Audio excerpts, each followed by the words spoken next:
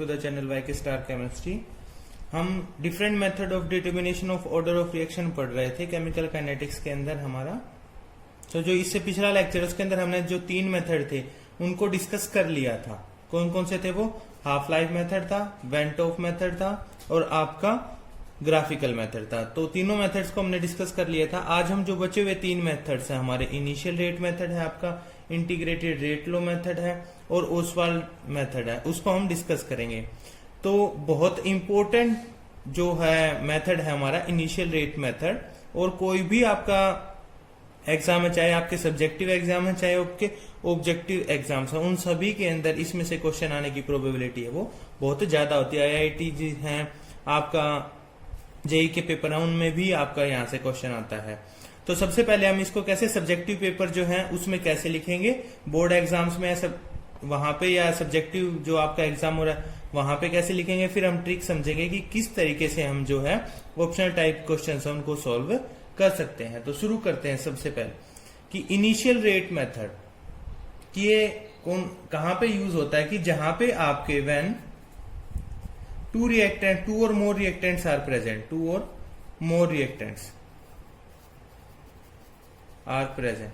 हमने देखा था कि जो ग्राफिकल मेथड है वो जब 2 या 2 से ज्यादा रिएक्टेंट होते हैं तो वहां पे सक्सेसफुल नहीं होता है। तो वहां पे क्या है, इनिशियल रेट मेथड है वो यूज होता है। तो इसके अंदर क्या होगा, हम इनिशियल रेट से जो रिएक्शन होती है हमने रेट ला हम फाइंड आउट करते हैं, तो इनिशियल रेट फाइंड आउट करेंगे और उससे क्या है ऑर्डर ऑफ रिएक्शन उसको कैलकुलेट करेंगे। सपोज करते हैं हमारे पास कोई भी रिएक्टेंट जैसे A+B है, इससे क्या बनता है, प्रोडक्ट बनता है हमारा, ठीक है। तो ये इक्वेशन है हमारे पास। तो अगर हम रेट की बात करें, रेट क्या होगा यहाँ पे, rate is actually proportional to concentration of A to the power X and concentration of B to the power Y। तो यहां पे जो बात आती है वो ये प्रोपोर्शनलिटी का साइन इसको रिमूव करते हैं एक बार। तो क्या आएगा, rate is equal to K into concentration of A to the power X into B to the power Y। तो ये हमने देख लिया। अब हमें पता है कि जो X और Y है वो रेट लॉ है इसके बराबर A की, यहाँ पे देखो 1 है, 1 1 है, तो ये X और Y इनके कोफिशिएंट के बराबर भी हो सकते हैं और नहीं भी हो सकते हैं। तो बहुत ध्यान से इस बात को याद करें क्योंकि हमने रेट लॉ जब पढ़ा था तो उस दौरान उसके अंदर यही था कि जो X और Y की वैल्यू है वो कैसी है, एक्सपेरिमेंटली कैलकुलेटेड है, ठीक है। X and Y are calculated experimentally, ठीक है। एक्सपेरिमेंटल डाटा है ये इनके कोफिशिएंट के बराबर भी हो सकता है, नहीं भी हो सकता है। तो अब क्या होगा, अगर हम ऑर्डर की बात करें तो किस तरीके से फाइंड आउट करेंगे, ऑर्डर क्या होगा इसका X प्लस Y। तो ये वे है जिससे हम इसका जो है ऑर्डर ऑफ रिएक्शन उसको फाइंड आउट करते हैं। तो एक न्यूमेरिकल के थ्रू इसको समझने की कोशिश करते हैं कि कैसे अप्लाई करेंगे इस मेथड को। तो हमारे पास ये डाटा दिया गया कि हमने 3 एक्सपेरिमेंट किए, उसके अंदर जो इनिशियल कंसंट्रेशन ऑफ A थी वो इतनी है, B की कंसंट्रेशन B2 की इतनी है, ठीक है, और जो इनका रेट है वो ये है, ठीक है। तो इससे हमें क्या फाइंड आउट करना है, ऑर्डर ऑफ रिएक्शन बताना है कि क्या होगी। तो इसके लिए हम शुरू करते हैं। देखो, अगर हम इसका फ्रॉम फर्स्ट एक्सपेरिमेंट अगर रेट को फाइंड आउट करते हैं, रेट फर्स्ट एक्सपेरिमेंट के लिए, तो क्या होगा हमारे पास। अब देखो रेट देखते हैं, रेट किसके बराबर, is equal to K into concentration of A to the power X into concentration of B to the power Y, ठीक है। तो फॉर फर्स्ट एक्सपेरिमेंट क्या हो जाएगा, रेट कितनी 1.6 into 10⁻⁻4 is equal to K into concentration of A कितनी है 0.50 in to the power X और कंसेंट्रेशन ऑफ B कितनी है 0.50 इंटू कंसेंट Y, ठीक है। इसको हम क्या नाम दे देते हैं, इक्वेशन 1 दे देते हैं इसको। अब बात करते हैं सेकंड एक्सपेरिमेंट के लिए, ठीक है। तो सेकंड के लिए क्या होगी, इक्वेशन बन जाएगी हमारी 3.2 into 10⁻⁻4 is equal to K into 0.50 to the power X into 1.0 into या 1.0 टू द पावर Y। ये बन जाते हैं हमारे पास इक्वेशन 2। फॉर थर्ड एक्सपेरिमेंट क्या हो जाएगी, 3.2 into 10⁻⁻4 is equal to K into concentration of कितनी है 1.0 to the power x and concentration of B कितनी है 1.0 टू द पावर वाई। इसको हमने नाम दे दिया इक्वेशन 3। अब हमारे पास ये इक्वेशन आ गई है रेट लॉ की। अब हमें पता है कि हमारे पास दो वेरिएबल्स हैं, एक तो एक्स है एक वाई है, के तो हमारा कैंसिल आउट हो सकता है। तो इनको हम किस प्रकार सोल्व कर सकते हैं? तो सोल्व करने के लिए अब देखो ये वेरिएबल्स है, इनको सोल्व करना पड़ेगा। कोई भी दो इक्वेशन ले सकते हैं और उनसे हम देखेंगे कि कोई एक वेरिएबल हमारा कैंसिल आउट हो जाए और एक को हम क्या कर दें फाइंड आउट कर सकते हैं। तो यहां से देखते हैं इक्वेशन कंसीडर फर्स्ट एंड 2। तो यहां पे देख रहे हैं तो एक्स एक्स सेम है, ठीक है, 0.50 है, तो ये कैंसिल आउट हो जाएगा और वाई है उसकी वैल्यू हमारे पास आ जाएगी। तो हम कंसीडर करते हैं फ्रॉम इक्वेशन 1 एंड 2, इनको डिवाइड कर देते हैं हम 2 से 1 को। तो 3.2 into 10 to the power -4 upon 1.6 into 10 to the power -4 is equal to 0.50 to the power x into 1.0 to the power y upon ये ऊपर हमने क्या रही इक्वेशन 2, नीचे इक्वेशन 1 लिखी है भाई। तो ये हमारे पास आ गई है। अब हम देख पा रहे हैं कि जो ये टर्म है ये कैंसिल हो जाती है, ठीक है, दोनों। और यहां से जब इसको करते हैं तो ये कितना 2 आ जाता है और ये भी कैंसिल आउट हो जाएगा हमारा। और यहां से क्या आएगा 0.5 को 1 से कट करेंगे तो 2, तो 2 is equal to the power y, ठीक है। इसको हम कैसे लिख सकते हैं? इस तरीके से लिख सकते हैं भाई। तो यहां से जो y है वो किसके बराबर आ जाएगा y इज इक्वल टू 1। तो हमारे पास जो है एक वेरिएबल की वैल्यू है वो आ गई है, कौन सी की y की। अब यहां से हमें क्या है x वेरिएबल की वैल्यू और फाइंड आउट करनी है। तो x की कैसे कर सकते हैं? x की वैल्यू हम इस तरीके से कर सकते हैं कि y हमारा कैंसिल आउट हो जाए। तो y कैसे कैंसिल आउट हो सकता है? हम दोनों जो है एक्सपेरिमेंट नंबर 2 और 3 है इनको कंसीडर करते हैं, ठीक है। Divide equation 3 by equation 2। तो लेट अस सी। तो इसके बाद क्या होगा कि जब हम इसको कैंसिल आउट करते हैं तो देखते हैं इससे ये कैंसिल आउट हो गया, सेम है के से के, और y वेरिएबल वाला है जो टर्म पूरी कैंसिल आउट हो गया। तो हमारे पास आता है ये कितना आएगा 1 इज इक्वल टू, इससे कैंसिल आउट करते हैं 2 टू दी पावर x। तो यहां से हम देख रहे हैं कि या तो डायरेक्ट x की वैल्यू 0 कर सकते हैं या फिर हम क्या लें, यहाँ पे देखो क्योंकि इनके बेस सेम नहीं है तो इसका मतलब क्या, ये इस पे डिपेंड ही नहीं कर रहा है, तो x की वैल्यू 0 आ जाएगी। या फिर कैसे लिख सकते हैं इसको, log ले लेते हैं, taking log both side, taking log both side. तो क्या आ जाएगा log 1 is equal to log to the power x। जब इसको सोल्व करते हैं तो क्या आएगा log 1 इज इक्वल टू, ये जो टर्म है ये आगे आ जाएगी x log 2, ठीक है। हमें पता है इसके लिए हमने आइडेंटिटी लगाई है log a to the power b is equal to b log a, ये आइडेंटिटी लगती है तो हमने यहां लगा दिया। और log 1 उसकी वैल्यू कितनी होती है 0, 0 is equal to x log 2, ठीक है। तो यहां से जो x है उसकी वैल्यू कितनी आ जाएगी 0 आ जाएगी। तो हमारे पास x है उसकी वैल्यू 0 आ गई है और हमने देखा था x कितना आ गया 0 और y कितना आ गया 1। देखो यहां से इस तरीके से ये लॉन्ग वे था, वैसे भी सिंपल अगर हम बोलना चाहें कि अगर बेस सेम होगा तभी हम उनको इक्वेट कर पाएंगे, वरना इक्वेट ही नहीं कर पा रहे तो इसका मतलब क्या है वो उस पर डिपेंड ही नहीं कर रहा है। डिपेंड नहीं कर रहा है तो क्या होगा, उसकी वैल्यू 0 आ जाएगी, इंडिपेंडेंट होगा। तो यहां से x की वैल्यू 0 आई, y की वैल्यू 1। तो जो हमारा ऑर्डर था वो किस तरीके से फाइंड आउट करते हैं हम, x प्लस y से। तो ये कितना आ जाएगा 0 प्लस 1 इज इक्वल टू 1। तो ऑर्डर ऑफ रिएक्शन कितना है 1। कहने का मतलब कि जो हमारी जो ये रिएक्शन थी ये फर्स्ट ऑर्डर रिएक्शन थी, ये तो था लॉन्ग वे। अब हम शॉर्ट वे की बात करते हैं किस तरीके से, देखो कंसीडर करते हैं इसको शॉर्ट हम, कि जब हम इन दोनों इक्वेशन को लेते हैं, हम इक्वेशन 1 से 2 पे जाने, देखो तो ये कंसेंट्रेशन सेम है, ठीक है, ये सेम है, तो मतलब क्या इस पे इंडिपेंडेंट है, एक्स पे डिपेंड ही नहीं कर रहा है। और यहां पे देखो जब ये डबल हो रही है, कंसेंट्रेशन ऑफ बी डबल हो रही है, 0.5 से 1 पे जाने तो डबल हो रही है। और यहां पे भी कितना हो रहा है 2 टाइम, 1.6 से 3.2 हो रहा है, तो यहां पे भी डबल हो रही है।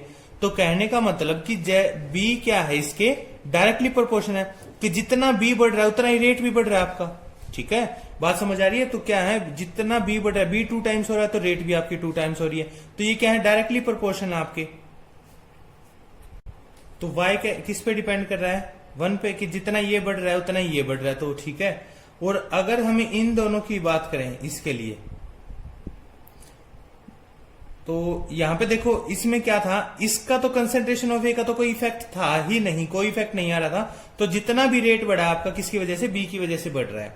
अब हम बात करते हैं नीचे वाली की, सेकंड और थर्ड की। तो इसमें क्या होगा देखते हैं, कि जैसे आपका ये है, ये कंसिडर किया, तो इस वाले केस में क्या हो रहा है आपका, या फिर हम क्या कर सकते हैं, इन दोनों को कंसिडर कर सकते हैं, चलो सेकंड और थर्ड को ही कर लेते हैं, कि जैसे आपका यहां पे हमारे हैं इन दोनों में, तो देखो बी तो कितना सेम है, तो बी का सेम है, मतलब बी का तो कोई इफेक्ट आ ही नहीं रहा है सेकंड इसके अंदर, ठीक है। और आप देख रहे हैं कि जो कंसंट्रेशन ऑफ ए यहां पे डबल हो रही है, लेकिन जो रेट है वो कितना है, सेम है, ठीक है, रेट क्या है, सेम है, और जो कंसंट्रेशन ऑफ ए है वो क्या हो रही है, डबल हो रही है। तो इसका मतलब क्या है, कि जो इसकी कंसंट्रेशन है, जो ए की कंसंट्रेशन है वो रेट पे डिपेंड ही नहीं कर रही है, रेट उतना का, जब इसकी रेट ए की कंसंट्रेशन डबल हो रही है लेकिन रेट क्या है आपका, सेम है, उतना का ही उतना है, तो इसका मतलब कंसंट्रेशन ऑफ ए के जो रेट है वो कैसा है, इंडिपेंडेंट है। तो इस तरीके से हम बता सकते हैं कि एक्स की जो पावर वो कितना होगा, 0 होगा, क्योंकि ये इस पे डिपेंड ही नहीं कर रही है। और जब हम इन दोनों को जोड़ते हैं तो हमारे पास ऑर्डर ऑफ रिएक्शन कितना आ जाता है, 1 के बराबर आ जाता है। तो ये हमारा क्या था, शॉर्ट वे था। तो हमने इस तरीके से देखा है कि जो रेट ऑफ रिएक्शन है विद रिस्पेक्ट टू बी वो कितना है, फर्स्ट ऑर्डर है, एंड विद रिस्पेक्ट टू ए कैसा है, 0 ऑर्डर रिएक्शन है। और अगर ओवरऑल ऑर्डर ऑफ रिएक्शन की बात करें तो हमारा ओवरऑल ऑर्डर कितना है, 1 है, ठीक है। ओवरऑल ऑर्डर कितना है, 0 + 1 = 1। उसको बताएंगे कि क्या आपका आंसर आता है। तो इसके बाद हम नेक्स्ट मेथड है जिसको डिस्कस करते हैं। हमारा अगला है हमारा इंटीग्रेटेड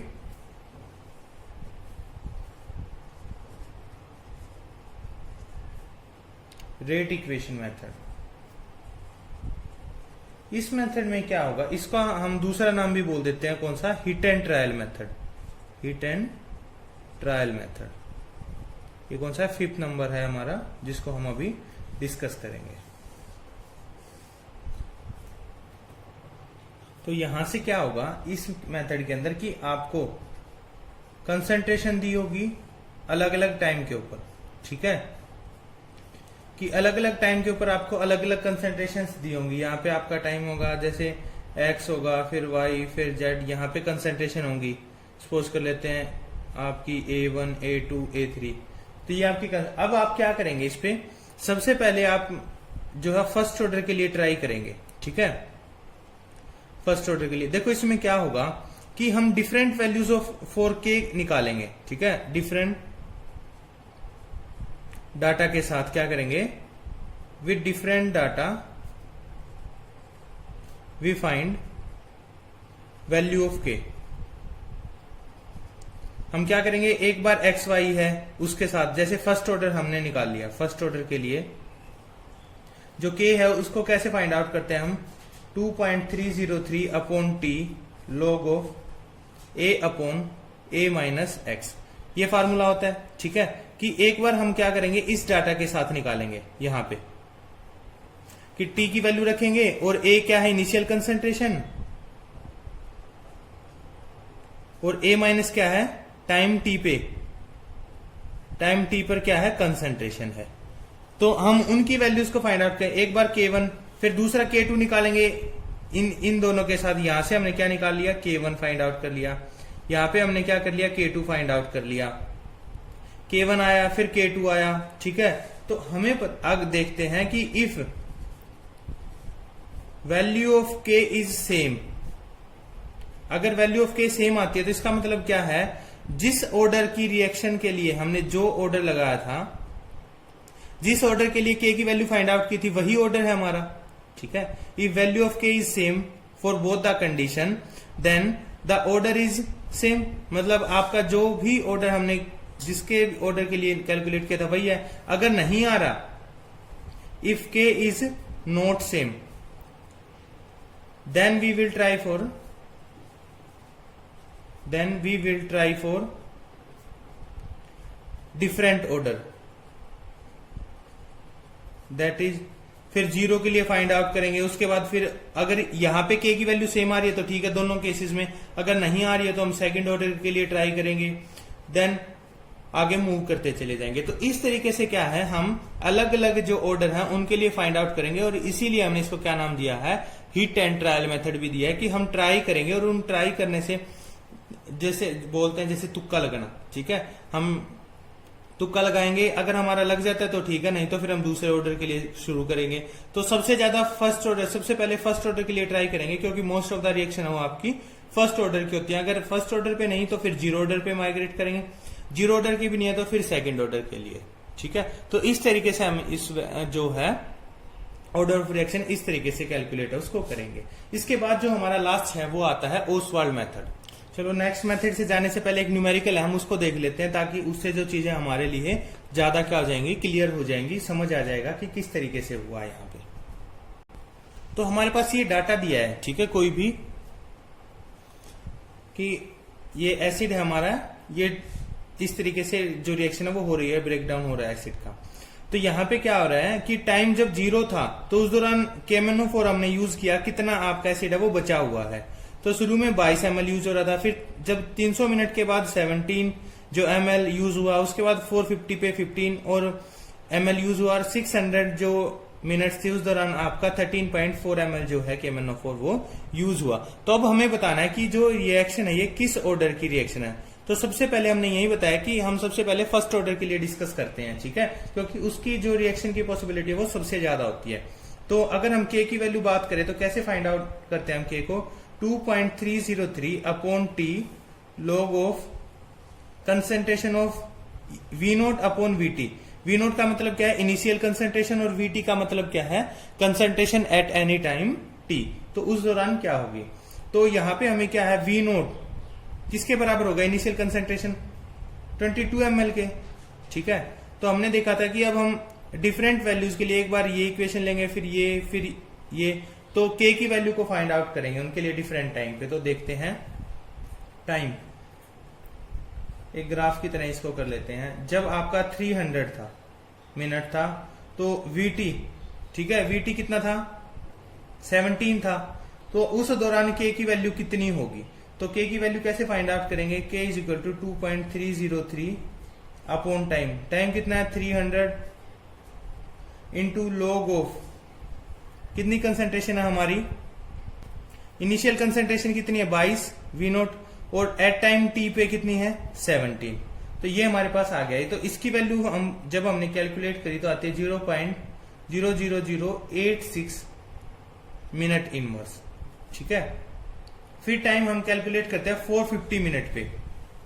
450 मिनट पे क्या आता है, 450 मिनट पे कितना आपका KMnO4 यूज हुआ है, 15 ml, ठीक है। तो उस दौरान k की वैल्यू कितनी हो जाएगी, 2.303 अपॉन 450 टाइम 450 मिनट्स पे log ऑफ इनिशियल कंसेंट्रेशन 22 है और फाइनल कंसेंट्रेशन कितनी है 15 है। तो इस दौरान आपका जो है, इसको जब हमने फाइंड आउट किया तो उस दौरान भी कितनी आती है, वैल्यू सेम आती है, मिनट इनवर्स। कोई बात नहीं, हम जो थर्ड केस है हमारा, ठीक है, यहां पे भी इसको कैलकुलेट करते हैं कितने टाइम पे, जब हमारा टाइम होता है 600 मिनट्स, उस दौरान जो कंसेंट्रेशन है वो कितनी है 13.4 है। तो यहां पे k की वैल्यू फाइंड आउट करते हैं 2.303 अपॉन कितना आएगा 600 log of initial concentration 22, final initial concentration initial volume कितनी थी 22 और फाइनल वॉल्यूम कितनी आती है यहाँ पे 13.4। तो यहाँ पे कितना आ जाएगा, इसके लिए भी वैल्यू जो आती है 0.00086 minute inverse.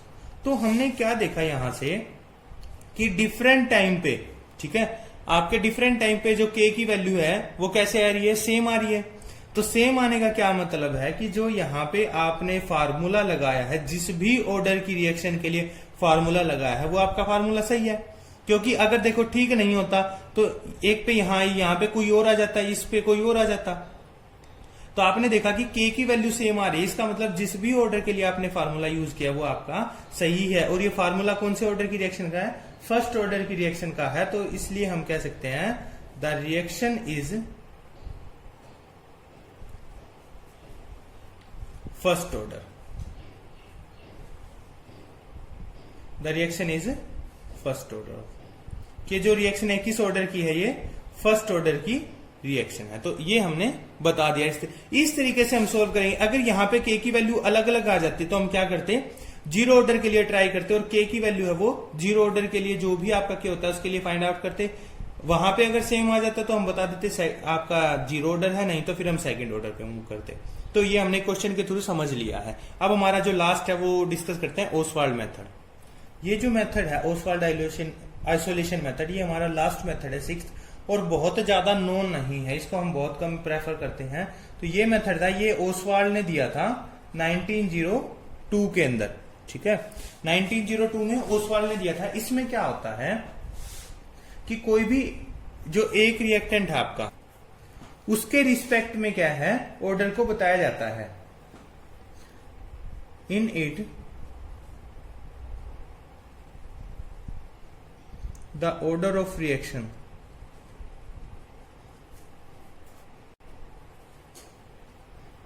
is determined with respect to one reactant at a time, one reactant at a time।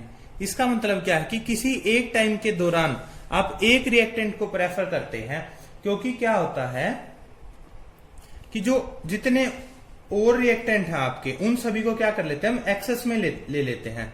concentration of all the reactants are taken in excess, are taken in excess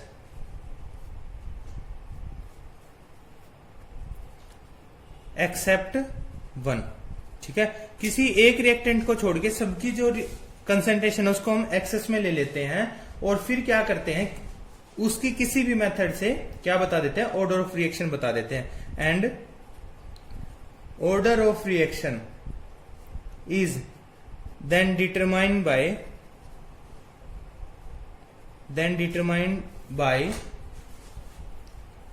any of the method, कि हमने जितने भी method discuss किया उनमें से किसी भी एक मेथड के द्वारा हम जो है बता देते हैं। देखो इसमें क्या होगा, आपके पास सपोज कर लेते हैं दो रिएक्टेंट है हमारे, कोई इक्वेशन ले लेते हैं, CH3COF प्लस वाटर के साथ है आपकी, क्या बनता है एसिटिक एसिड प्लस HF। तो इसमें क्या होगा कि हम दो बार में इस रिएक्शन को करें। एक बार क्या करेंगे, इसकी कंसेंट्रेशन को एक्सेस में ले लेंगे के, और एक बार क्या करेंगे, इसकी जैसे एक्सेस में ले ली तो वाटर के रिगार्डिंग जो आपका ऑर्डर होगा उसको फाइंड आउट करेंगे किसी भी एक मेथड से, ठीक है। और फिर क्या करेंगे, वाटर की एक्सेस में ले लेंगे और इसके regarding with respect to CH3COF हम क्या करेंगे, ऑर्डर को फाइंड आउट करेंगे, और फिर दोनों का लास्ट में क्या करेंगे, इसका ऑर्डर और इसका ऑर्डर जोड़ के ऑर्डर ऑफ रिएक्शन उसको बता देंगे। देखो एक न्यूमेरिकल हम देख लेते हैं कि इसमें क्या है। ये हमारे पास रिएक्शन है केस 1 दिया, जिसमें कंसंट्रेशन ऑफ H2O दी है 0.02 मोलर और कंसंट्रेशन ऑफ CH3COF दी है 0.80 मोलर। आप डिफरेंस देख रहे हैं, ये कितना है 80 के आसपास 0.80, ये 0.02। तो यहां पे क्या है, कंसंट्रेशन ऑफ, इस केस के अंदर concentration of CH3COF is much greater than concentration of water, ठीक है। तो यहां पे क्या है, इसकी कंसंट्रेशन बहुत ज्यादा है, तो हम क्या करेंगे, जो रेट ऑफ रिएक्शन है वो with respect to concentration of water को डिस्कस करेंगे, क्योंकि इसकी कंसंट्रेशन तो नियरली क्या रहेगी, कांस्टेंट ही रहेगी हर वक्त जब भी आपकी रिएक्शन होगी। तो यहाँ पे जैसे हमने पिछले जो किया था मेथड, उसमें फर्स्ट ऑर्डर के लिए के की वैल्यू फाइंड आउट की थी, इस तरीके से आप जो टाइम है अलग अलग टाइम पे के की वैल्यू को फाइंड आउट कर लेंगे, ठीक है। अब यहां देखते हैं, अब यहां पे देखो कंसंट्रेशन ऑफ H2O कितनी है, 1 मोलर है, और कंसंट्रेशन ऑफ CH3COF कितनी है, 0.01 मोलर है। कहने का मतलब इसकी कंसंट्रेशन बहुत ज्यादा है विद रिस्पेक्ट टू दिस, ठीक है, नियरली 100 टाइम्स है। तो क्या होगा, इसकी कंसंट्रेशन के रिगार्डिंग हम क्या है कैलकुलेशन उसको करेंगे, और इसकी कंसंट्रेशन तो नियरली कांस्टेंट ही रहेगी। तो यहां पे concentration of H2O is much greater than concentration of CH3COF। तो एक फिर हम क्या करेंगे, सेम इसी तरह जो डिफरेंट वैल्यूज ऑफ के हैं यहाँ पे फाइंड आउट कर लेते हैं। अगर के की वैल्यू सेम आएगी, जैसे हम सपोज फर्स्ट ऑर्डर के लिए हमने लगाया यहाँ पे फार्मूला अलग अलग टाइम के दौरान, तो यहाँ पे भी क्या है, के की वैल्यू सेम आ गई तो आपका फर्स्ट ऑर्डर, और यहाँ पे भी के की वैल्यू के लिए लगा फर्स्ट ऑर्डर के लिए, तो यहाँ पे भी सेम आए और यहाँ पे हमें लगा कि फर्स्ट ऑर्डर ही ये है। तो फिर हम देखते हैं रेट ऑफ रिएक्शन किससे देंगे हम, is equal to K into concentration of CH3 COF into concentration of H2O, यहां पे क्या आएगा x to the power y, और ऑर्डर ऑफ रिएक्शन क्या होगा, order of reaction is equal to x plus y हो जाएगा। ठीक है, तो यहां से हमें क्या आएगा, अगर हम इसको x मान रहे हैं तो एक यहां से x भी आ जाएगा और y की वैल्यू भी आ जाएगी, और ये x और y कैसे फाइंड आउट किया, जैसे हमने हीट एंड ट्रायल मेथड के लिए यूज किया था उसी तरीके से आप इसको यूज करेंगे। मेथड थोड़ा लेंथी है, बस यही प्रॉब्लम है, वरना आपका बहुत आसान है, जैसे हमने और किए हैं उसी तरीके से आप यहाँ पे भी कैलकुलेट कर सकते हैं। होप सो वीडियो आपके लिए हेल्पफुल रही होगी, और अगर पसंद आई तो लाइक जरूर कीजिएगा, और चैनल पर नए हैं तो सब्सक्राइब कीजिए ताकि आपको वीडियोज की अपडेट रेगुलर मिलती रहे। Thanks for watching.